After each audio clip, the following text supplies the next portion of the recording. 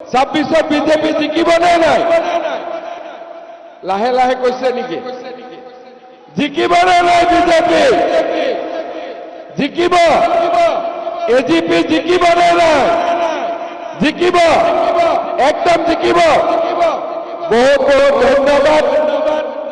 এই ইলেকশনত আমাক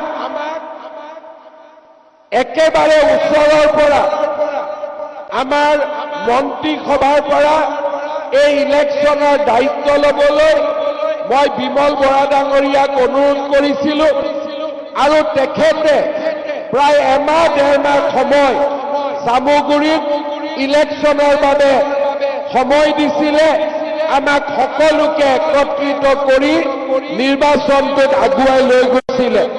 মই ৰাইজক অনুৰোধ কৰিম আপোনালোকে বিমল বৰা ডাঙৰীয়াৰ কাৰণে এটা দীঘল হাত চাপৰি আপোনালোকে নিশ্চয় মাৰিব। শ্ৰদ্ধা ৰাইজ, কামাখ্যাত আছা নিৰ্বাচনে হওক বা ডিপ্লুৰঞ্জন শৰ্মাৰ নিৰ্বাচনে হওক, কেশৱ মহন্ত ডাঙৰীয়াই যেতিয়াৰ পৰাই এই অঞ্চলটো কলিয়াবৰলৈকে গৈছে আৰু তাৰ আগৰ পৰাই তেখেতে এই অঞ্চলৰ ৰাইজৰ উন্নয়নৰ বাবে সদায় চিন্তা কৰি আহিছে।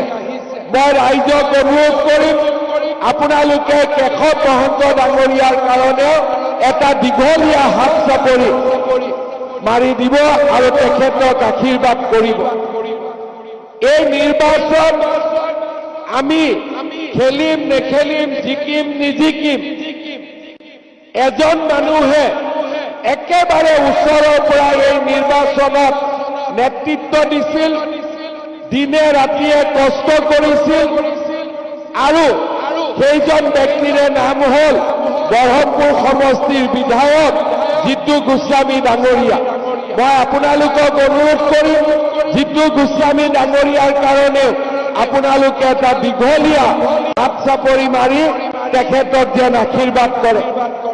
শ্ৰদ্ধা ৰাইজ, কেইটামান মাহে হওক বা ডেৰটা বছৰে হওক চামুগুৰি সমষ্টিৰ ৰাইজে ডিপ্লুৰঞ্জন শৰ্মাক বিধায়ক হিচাপে নিৰ্বাচিত কৰিলে।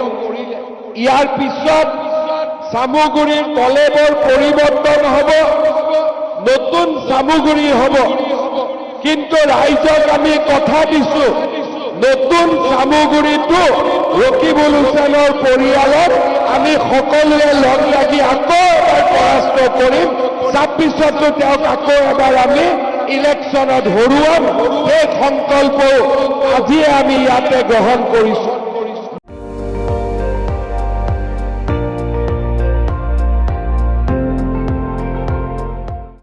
আপুনি চাই আছে ND24, সৰ্বশ্ৰেষ্ঠ নহয় সৰ্বোত্তমৰ দৌৰ।